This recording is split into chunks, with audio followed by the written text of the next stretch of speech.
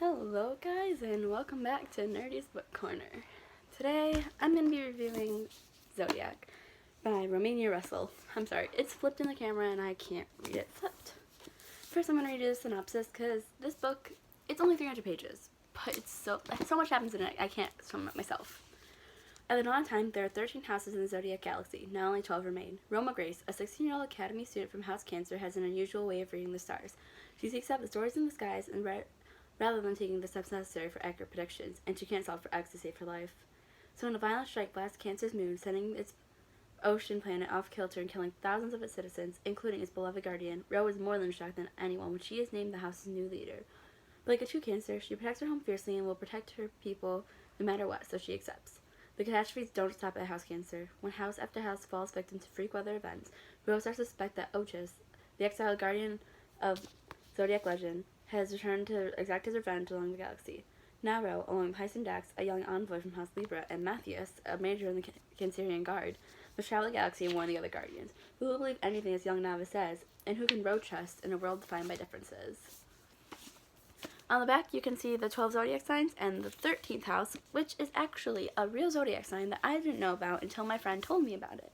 Basically, the 13th sign, I believe, is from November 29th and October 29th, or December 29th. I don't remember completely, but it's 2 days of the year, so it's super rare. And on the back of the book, you can see all the little signs. I don't know them all because they're not typical, but I can point out. I can't even put out my own. I'm Aquarius. In this book, each little sign has its own planet and people, and they all look and sound and act differently than one another. And they do not want to cooperate.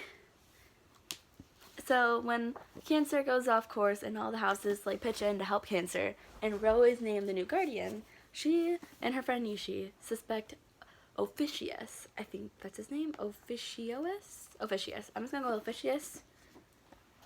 So Officius, they suspect him as the guardian of the 13th house doing it all. So Ro goes from planet to planet trying to warn everyone she can that it's him, he is doing this, and she even makes it to a council in front of all the other guardians, who managed to believe her after attack on Gemini, where one of the guardians, Cassie, is killed. So they give her lead of an armada, and it does not go well. Past this point, there will be spoiler warnings. I probably put a spoiler warning at the beginning of the video, as I will for all these book reviews. I'm sorry I've been doing so many of these. It's just I don't have the time or energy or want to do a book tag right now. And I have to pre-film, so I'll be posting one tomorrow. Or not tomorrow. Next time, hopefully. Eventually I'll be posting book tags and writing tips. It's just I can't right now. So this book, I loved it for its ending. So throughout the book, you can see a love triangle between Matthias, Ro, and Hyson, the Libran embassy, who is found out to be Libran's guardian. And Libra and Cancer, and two guardians cannot be involved in any relationship, no kisses, nothing of the sort.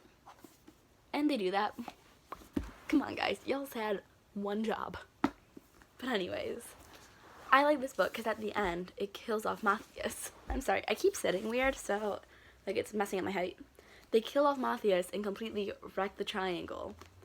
Because now, it's like this, instead of this. Illuminati.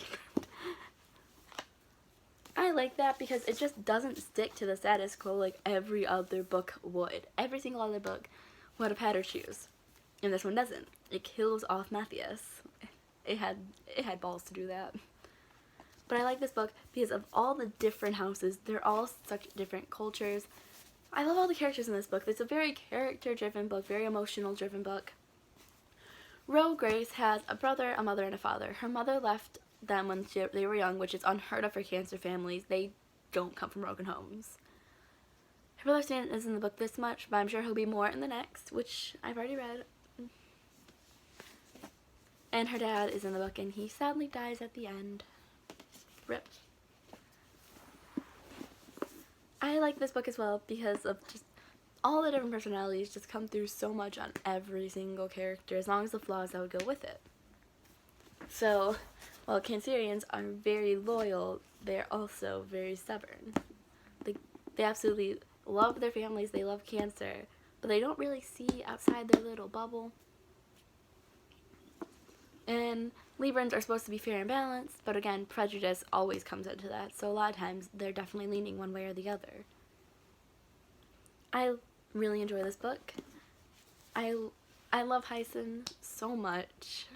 Like, jeez. Also, I love Cassie and Ruby. They are described as being 3 millennia years old. They're like 300 something years old, but they look like 12-year-olds with all the plastic surgery that's been on them. And when they first get to Gemini, they're in the Imaginarium, which they call the playroom, which I find that super cute. And I can just imagine them both being like these little I couldn't find any art of them, which sucked, because I love the way I picture in my head as these like little 12-year-old children, like kind of chubby and like super close to each other, because Geminis are always twins. This book had a lot of this is her first book, and it kind of shows, especially in her repeating imagery. Oh, especially Hyson and Matthias. Both of them have a repeated descriptor. For Hyson, it's his centaur smile, which I find really weird for some reason. And for Matthias, it's his voice, which is described as either being baritone or musical. I don't know why she uses the same descriptor. I just started noticing it halfway through the book that it was constantly being brought up, especially about Matthias. It was almost every single time he spoke. But other than that, I really like this book. I love the way the author writes, because it's first person.